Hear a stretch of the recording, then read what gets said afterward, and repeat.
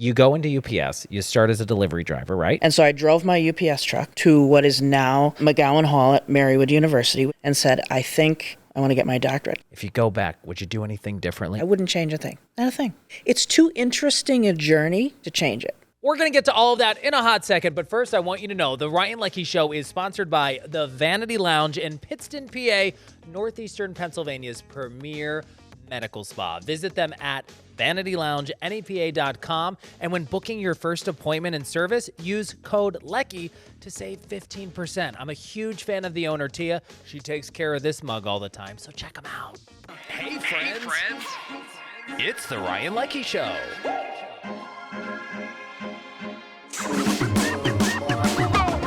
Welcome to the Ryan Leckey Show. Hey, what's going on, fam? Listen, today, you know the gist of our podcast. We're here to inform, entertain, give you some cool little news you can use content, but wait until you hear the backstory of the person on the podcast couch today, the one and only from Lackawanna College, the president and chief innovation officer, Dr. Jill Murray. How's it going? Great, right? I'm so happy to be here. Thank you so much. You know what? You have such an incredible story to tell, right? Because I want people to know who's starting this podcast. This is not just going to be like, let's talk about life as a college president, right? Because you're doing a lot of cool stuff, and we're going to dabble into that. But I think what blows my mind is your story and sort of your climb to the position where you are today. This is literally a podcast of somebody who goes from being a UPS delivery driver, has a dream, an inkling, and then later, the president of one of the most successful colleges, I think in northeastern and central Pennsylvania and beyond. I mean, when other colleges are struggling, you guys are blazing trails. So let's unpack a little bit of your backstory, by the way, because it blows people's mind. Sure. So what's even funnier is that when I was in college, right, I was a philosophy major. So I went from philosophy major, not having a job, trying to figure out what I wanted to do with my life. Yeah. My father said, what, are you going to stand on the corner with a cup? Yeah. Why are you going to be a philosophy major? And trying to think about what I needed to do, what I wanted to do. And I needed a job, and UPS was hiring.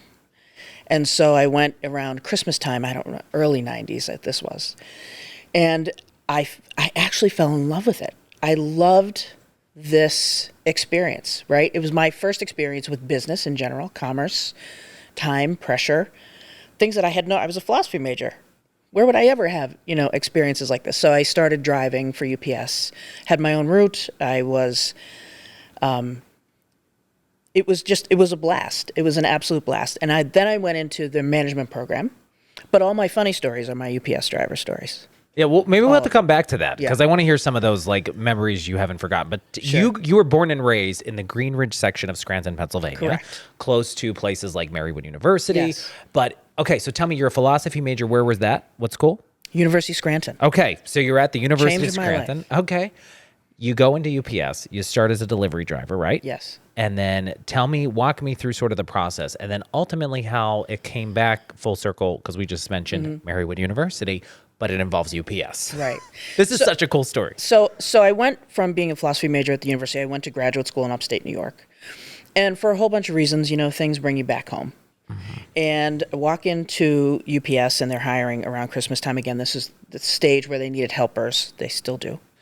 And so I got a job as a helper, and then they needed drivers. And so that spring, 92, 93, somewhere in that neighborhood, I got offered a job as a full-time delivery driver. So that was so great. And it was really, really interesting. It really was, again, the first kind of experience I had with business and commerce and, how things should run, logistics, all of that great stuff.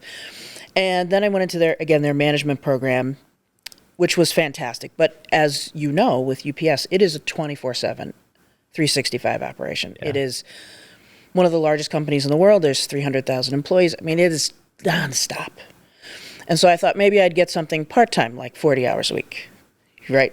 Because you're in school at the time, right? Yeah. Well, yes, I was starting to go for my doctorate, and I'll tell you that story in a second.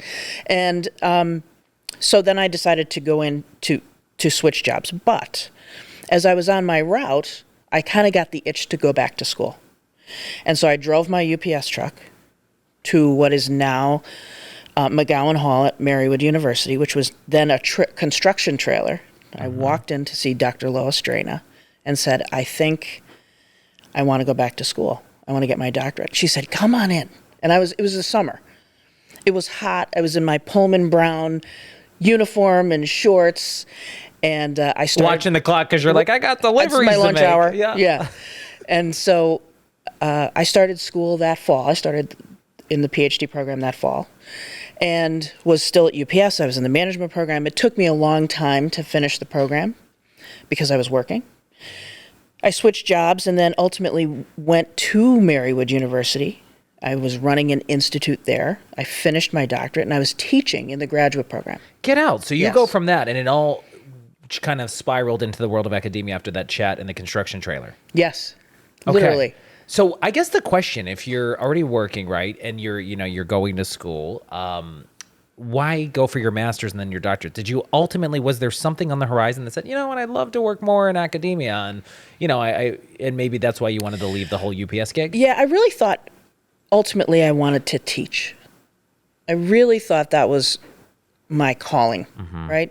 As I got into management level work with UPS and then to Cigna, I loved developing people. I don't know that I loved training, but I loved developing people and helping them understand, process and policy and understanding how to navigate the business world. So I thought that was really kind of going to be my path.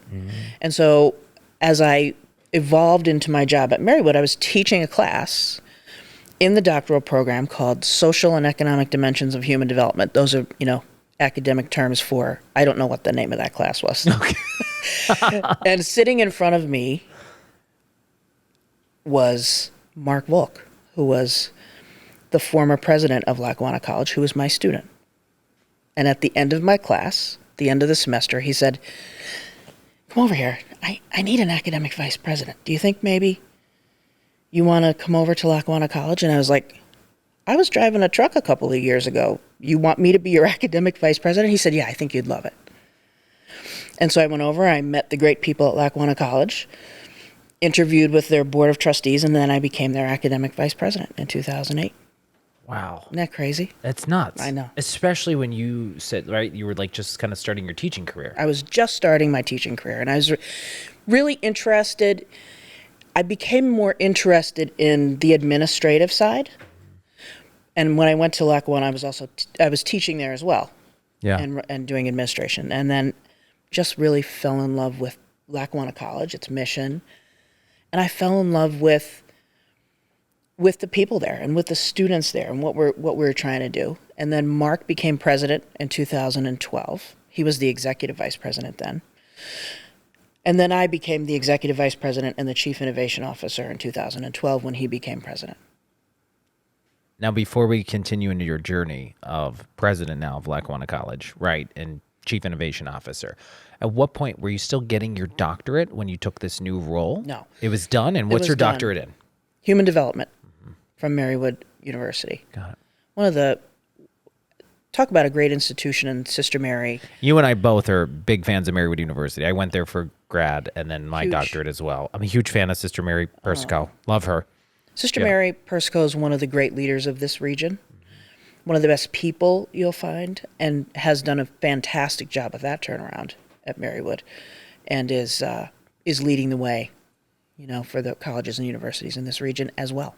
So coming back, you get promoted, right? Executive vice president. Yes. And then when did things start?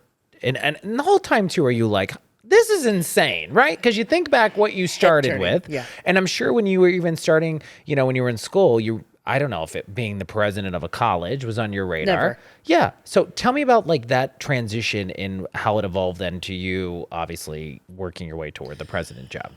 If someone were to tell me 10 years ago that I'd be president of a college, I would probably have laughed in their face.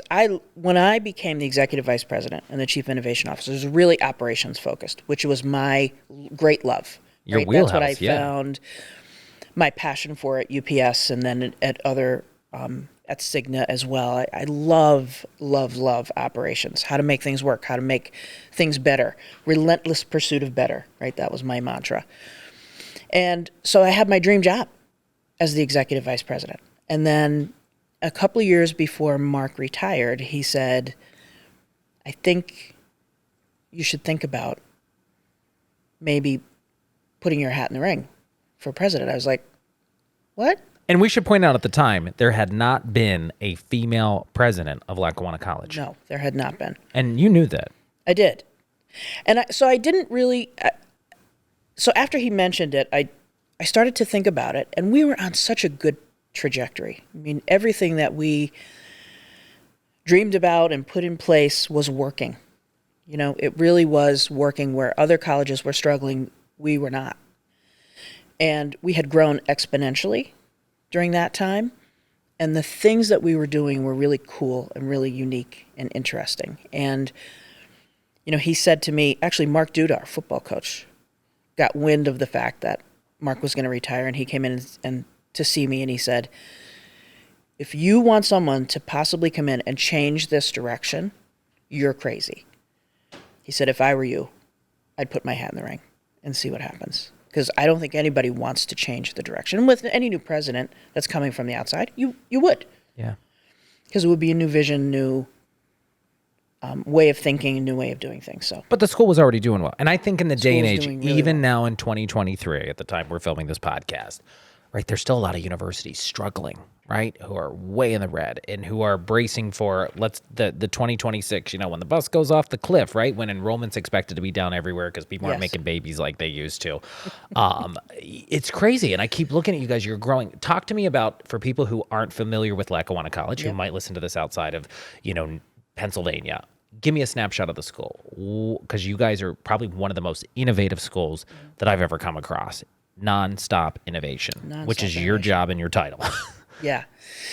So the college itself is an open enrollment institution. It functions in many ways like a community college, but we are not a community college. We are a 4-year private institution of higher education. We also offer associate's degrees, which is unusual and a benefit, and I think a strength of ours. So we function in many ways like a community college, an open enrollment institution, as I said. And we have 7 satellite centers in and around northeastern and central Pennsylvania. So we are hyper-local in the areas that we serve, and that is a value to us, and that is something that is really important to us and that we never want to change. We're in Scranton itself, about 85% commuter students, so local students.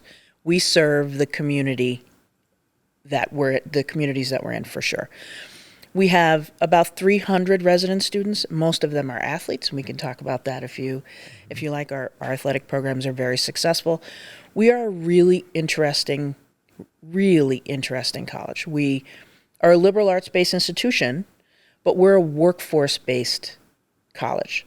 So a student comes to us who may not have a chance or an opportunity to go other places, who finds their passion and who finds their way, and we change their lives because we give them a career pathway that will help make them not just family-sustaining wage jobs, but change their family's life. And so the impact that we have, because our kids are from here, they stay here, they want to raise families here, they want to buy a house and buy a car, and they want to go eat in restaurants. And, you know, we serve the workforce of northeastern and central Pennsylvania in ways that other colleges do not. And so we're very proud of that. Give me some of the programs you have that I think will blow people's mind. Oh my goodness. The programs that are coming, but even the ones, I think a lot of people obviously know you for the law enforcement component of your Sure. school, right? Talk about that, but just some of the other programs. I know there's a million of them, but just a snapshot, because you're so much more than just like one little box of programs. Like there's so much you do. Yeah. So we have 2 police academies in northeastern and central Pennsylvania, actually one in Scranton, which has been in existence since about 1974. We also have one in Hazleton. And so we graduate, you know, the future of law enforcement in this region. If you are a municipal police officer in and around northeastern and central Pennsylvania, you probably graduated from Lackawanna College. Yeah. So that's huge for us. So we have great complementary criminal justice programs that go along with that, forensic accounting, all kinds of cool stuff. Our healthcare programs are phenomenal. We have nursing, which is we had 600 applicants this year, I think, for like 40 spots. It's incredible. We have surge tech. We have 3 areas of ultrasound technicians. We have physical therapist assistant. Jim Brogna was here before. We work with Allied with physical therapist assistant, occupational therapist assistant. We have medical assistant programs. We have all kinds of healthcare, which is fantastic. But we also have technology-based and industry-based programs. So our School of Petroleum Natural Gas. This is what I think some people still, it's like, I don't want to say it's a secret, but some people are still blown away at what you guys do with that. It's really cool. We are the only school of petroleum and natural gas in the country. Yes. So we used to be one of 3 programs in the country. We first started in 2009. We are now the only program that focuses on immediate workforce needs in the gas industry, in the natural gas industry.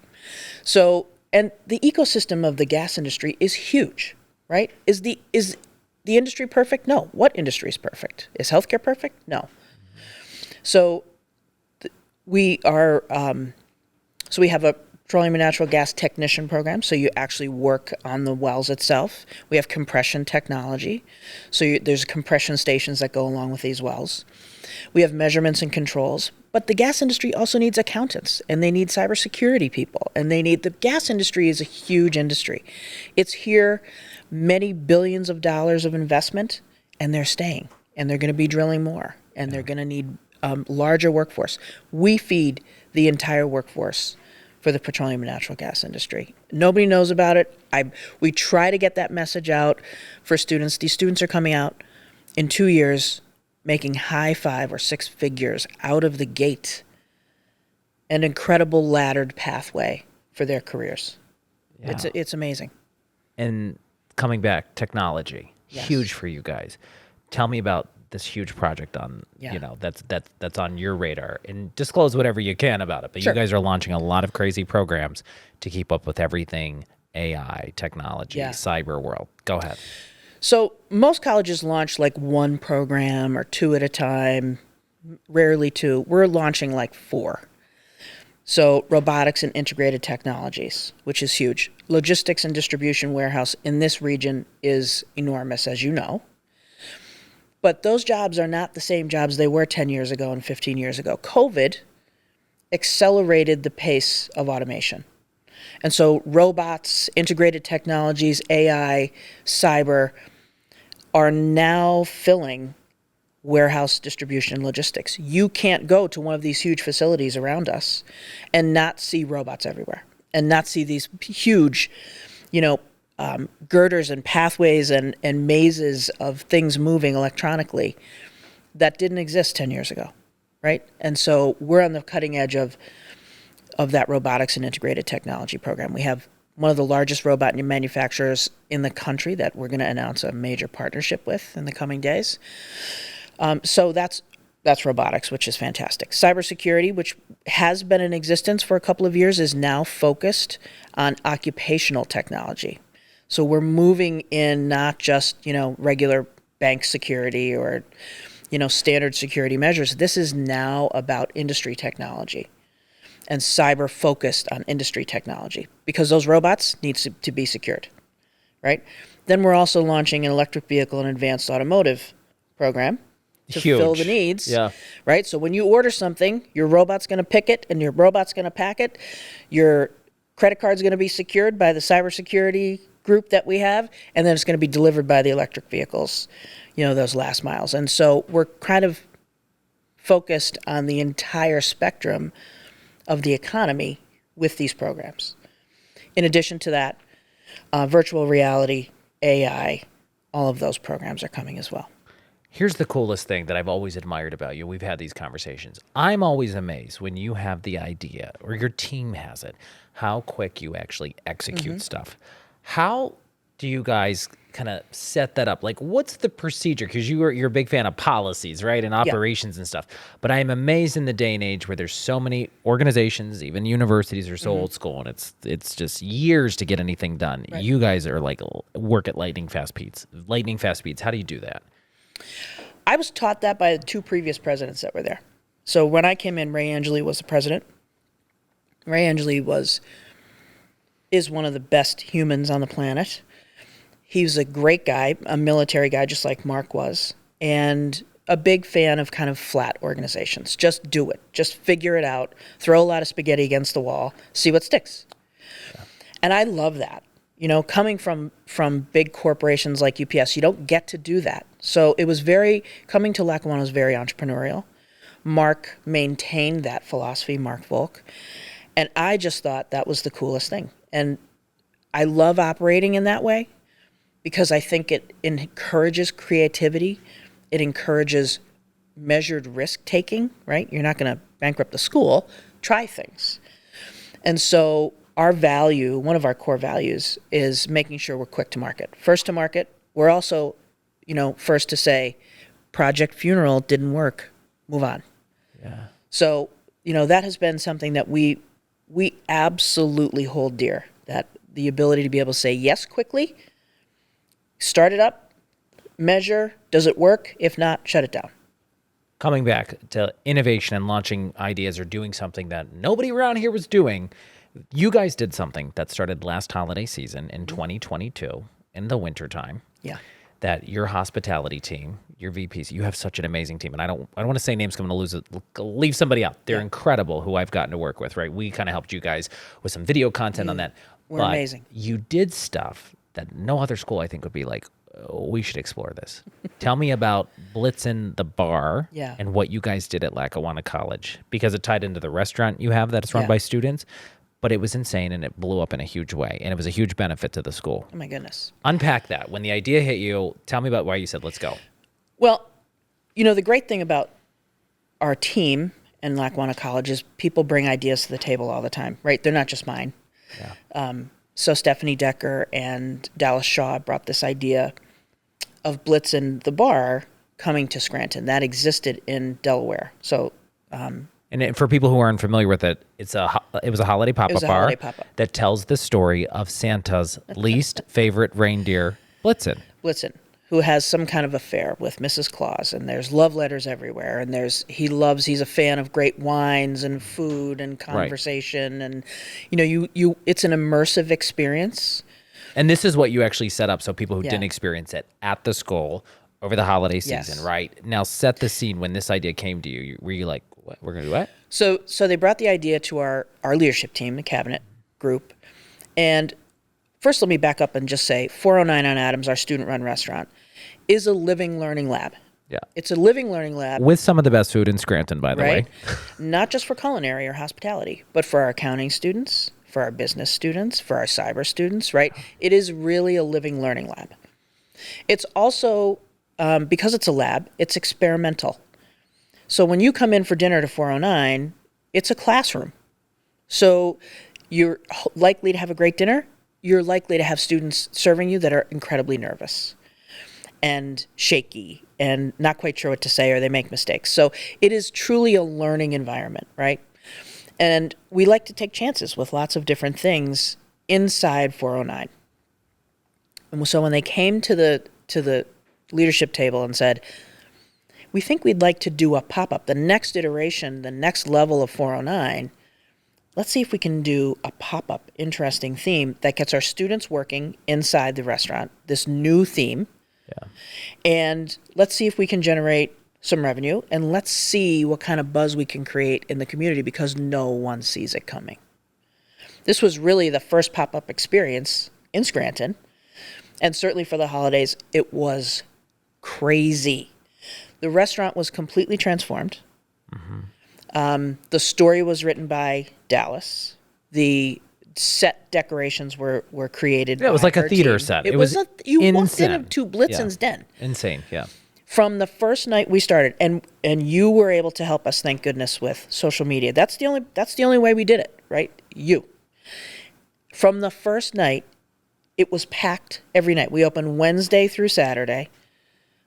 It was the crowds were lined up early and didn't stop until we closed at midnight. And so it was a fantastic experience and a different kind of experience for our students. 409 is measured is a measured tempo. There's a certain pace to the restaurant. This was just is madness. Yeah. It was madness. And of course it benefited the students, but it was really great for the school. It was fantastic. You guys start thinking now we can do some other crazy stuff. We always think that we can do crazy stuff. And so we're certainly going to do Blitzen again. But I think part of what we recognized with culinary, because we've done a lot with culinary. We did Rally for Restaurants during COVID, where we had a guest chef from a local restaurant come in, and those proceeds went directly to that restaurant. Every restaurant that we served during COVID did not close. They stayed open, and we helped them with revenue when times when they needed it most. So we do lots of things with our culinary group. That allowed us to really think outside the box. What does 409 become? So it's a great place to have dinner. It's also a great place to have a different kind of experience. And so I think we're going to do a spring pop-up this year. Not sure what we're calling it yet, but we're working with Marywood University and their School of Architecture to create a new set, a new immersive experience. And, our professional writing students are writing the story. So it's really going to be our business and accounting students are going to figure out how to do procurement for food and alcohol, beverages. I mean, it's truly a living learning lab for the entirety of our student body. Did that blow your mind, the end results, when you guys closed and you saw like how well it did? It blew my mind. But what blew my mind, so financially it was fantastic. But what blew my mind more was the positive reception from the community. Huge. They were like, this is the greatest thing. Yeah. This is exactly what Scranton needs. And there were all different people in there. I remember 80-year-olds, 21-year-olds. Yep. This was the it place. And it's going to be the it place again in the holidays and springtime. It is. But what we did was we asked people for feedback, just like we do with 409. What worked well? What didn't? What would you like to see more of? What do you want to get rid of? Yeah. And so this year's experience is, while certainly it's going to be a Blitzen den again, the experience is going to be totally different. We're going to have, tables outside and fire pits and, more seating. And we're going to figure out, the bar in 409 is set up to be a restaurant bar. It's not set up to be a full service, hotspot nightlife bar. Yeah. So we're trying to figure all that out, which is going to be really fun. And we're looking forward to Marywood University's architecture students helping us do that. So I'm just curious, and I have to lead into this now with this success story of this out of the idea, a Blitzen thing that happened. Is this going in the book? And let's talk about the book you're working on, because I think it's fascinating because you're doing so much, and then I hear she's writing a book. I'm like, what is Jill Murray writing a book about? So it's not just me writing a book. Erica Pricci, our provost, who was also in that class with Mark Volk at Marywood University when I met them, and Stephanie Decker, who's now our Associate Vice President for Social and Economic Impact, came with the Blitzen idea. We're writing a book, and we're writing a book about women in leadership and storytelling and decision-making and how we look at the world. How do we look at education? How do we look at leadership? We kind of using the metaphor of pizza dough. No one comes to the table with an idea that doesn't get thrown up into the air, touched by a whole lot of people, and it comes down in a completely different form, but better. We don't make decisions alone. We always, make decisions from a team perspective. What's best for the student? What's best for the institution? Those are our two main questions that we always ask. And so the book is really a series of stories about decision making, about empowerment, about checking your ego at the door, about how women leaders lead. And as the first female president of Lackawanna College, you talk about empowerment and leading a team. People I've gotten to know who work for you, right, said Jill is so focused on making sure there's a great work-life balance within the school. How do you do that? Like, where's your mindset with that? And what's the takeaway that maybe people running other organizations could learn? Well, as you know, I came from UPS, right? That was how I grew up. That's where I started. That's where I cut my teeth, so to speak. And there was no work-life balance. It was all work. And it was so intense and pressure-filled. And that, the difference, of course, between a for-profit corporation and a not-for-profit corporation is immense because you're looking at shareholder profits, right? That's who your audience is. That's where your focus is. For us, I find it to be incredibly valuable when people love their job because they can also love their life. And I think we get the best of people when they know that when they come to Lackawanna College, that is a value that we respect and that we work with and work for. Does that happen all the time? There are seasons in higher ed, right? Right now, for us, it's an enrollment season. So there's not a lot of work-life balance maybe with our enrollment and our admissions department right now. But there is for the rest of the year. So there are peaks and valleys. And our team, from Ray to Mark to me and to our team, we absolutely value and demand a work-life balance. We can't do it otherwise. There's too much happening. We're too innovative an organization not to be able to think clearly and to understand how to do things well. Where do some of your best ideas come from? Is it a morning walk? Is it when you're, I don't know, alone in your office and everyone's gone home for the day? Because as the chief innovation officer, there's a lot of pressure too to be like, what's she bringing to the table next? Whenever I come in and I say, I have an idea, everybody goes, oh, no. I think my team does the same thing. They're like, oh, they're God. probably used to it now. But, Yeah. I've always been an applied thinker. So when I was a kid, I'd read something, watch something, and I'd say, you could do this with that. And so for me, I'm a voracious reader. I'm someone who loves to absorb content in lots of different forms. And when I find something great, I always ask myself, how can we use this? How can we adapt this for us? And so my best ideas are generated from other ideas. So earlier you mentioned sports, right? Tell me about some of the crazy stuff you guys are doing in your sports department, because it's like nationally ranked. People are coming from all over the country to get involved in Lackawanna College sports.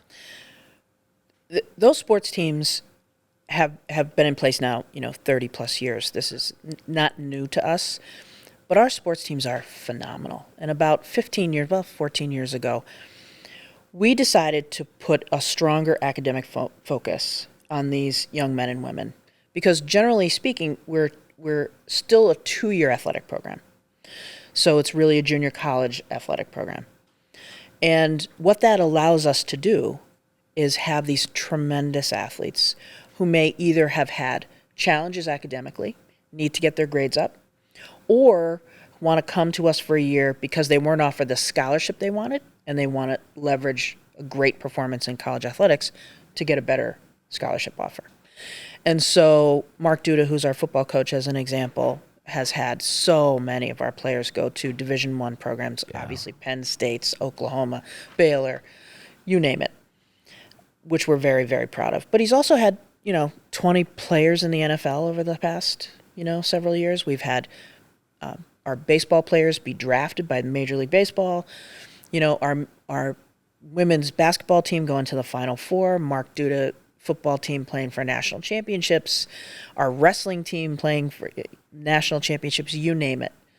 We have a very high caliber athletic program, but it's complemented also by a very strong academic focus. So these kids are able to go to these high performing schools, these Division I programs, where athletics is, you have to perform in the classroom in order to perform on the field or on the court. And we're very proud to say that they do that.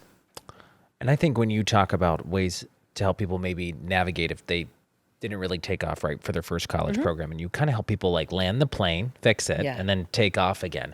How do you guys stay competitive, right, with the recent push to get more people, say, to trade schools, right? And where other schools and universities are struggling and they're fearing that 2026, when the bus goes off the cliff and we're going to be down enrollment, how do you stay on top of that? Because, you guys, your academic and your enrollment, I think at last time we talked, it's still like...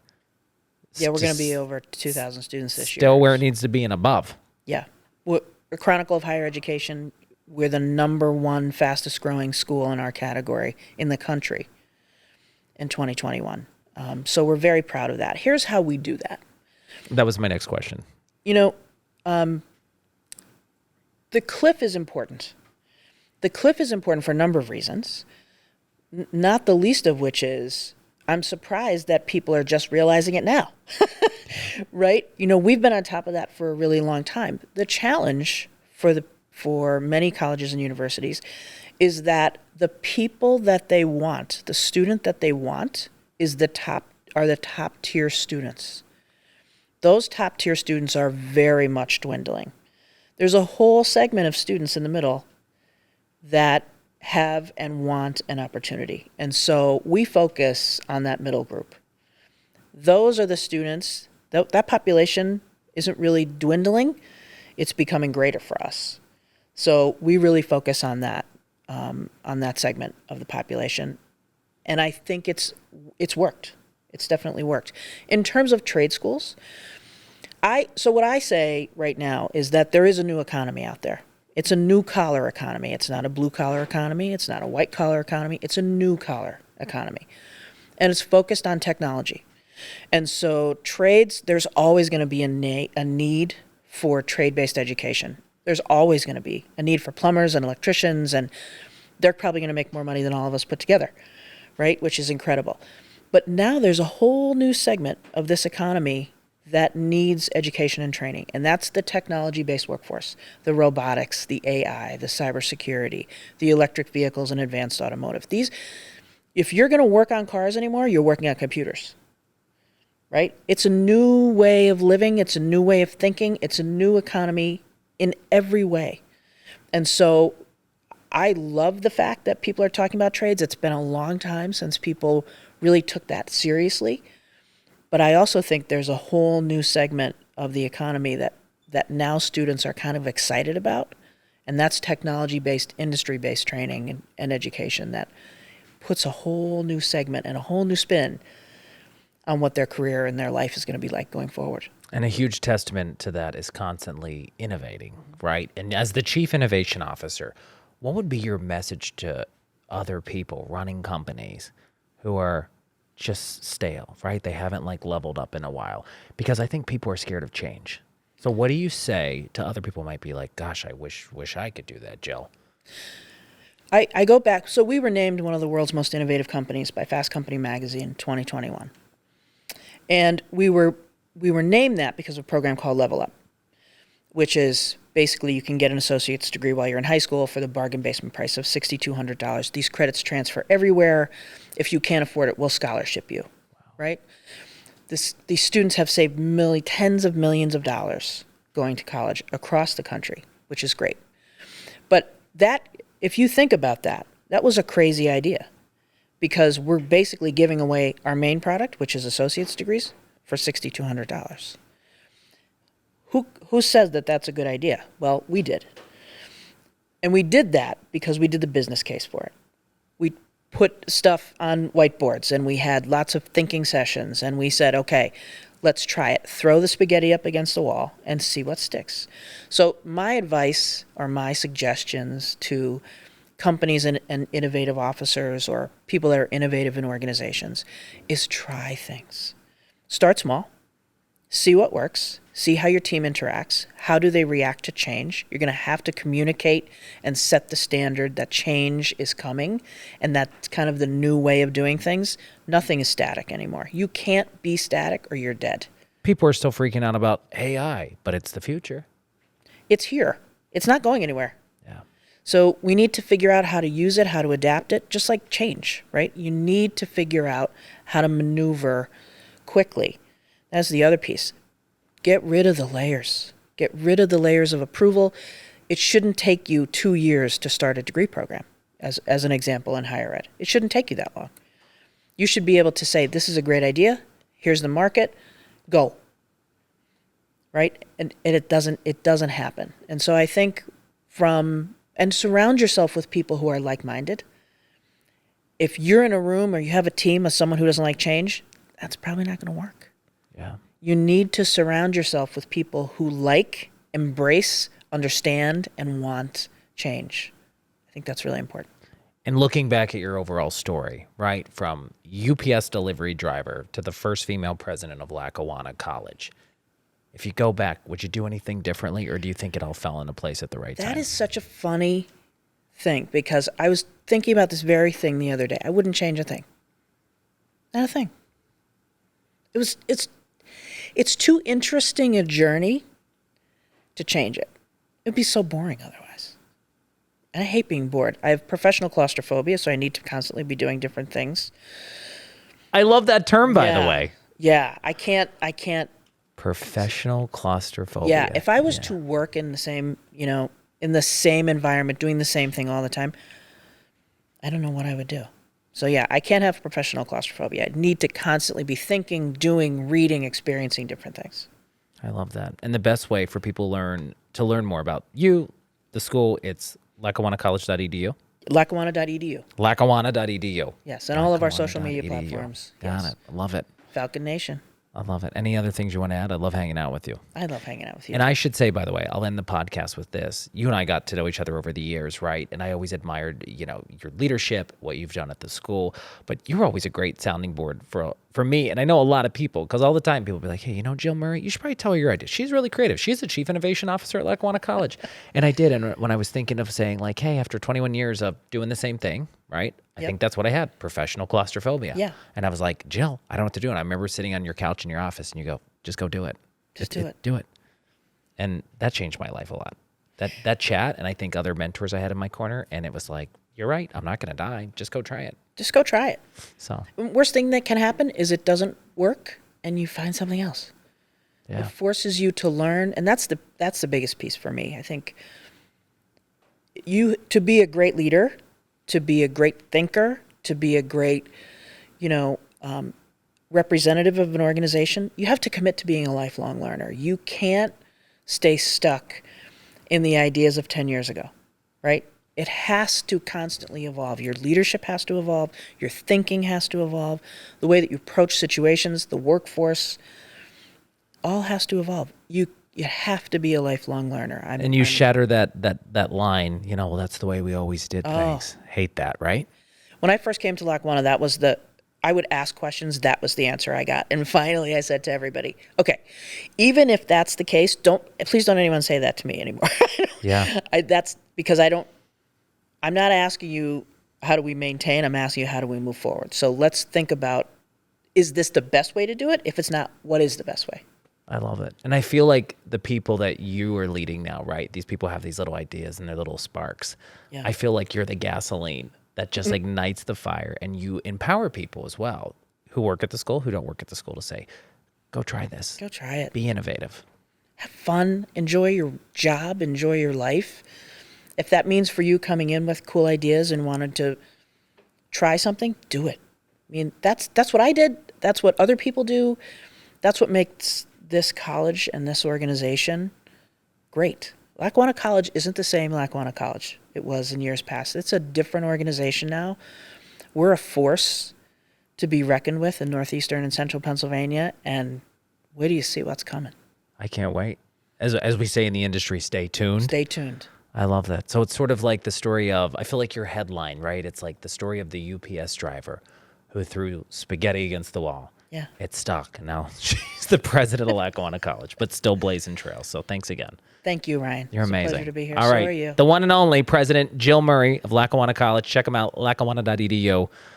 Doing so many innovative things. You're inspiring. Thanks for being a part of the show today. And thank you for checking out another episode of The Ryan Leckey Show. See you soon.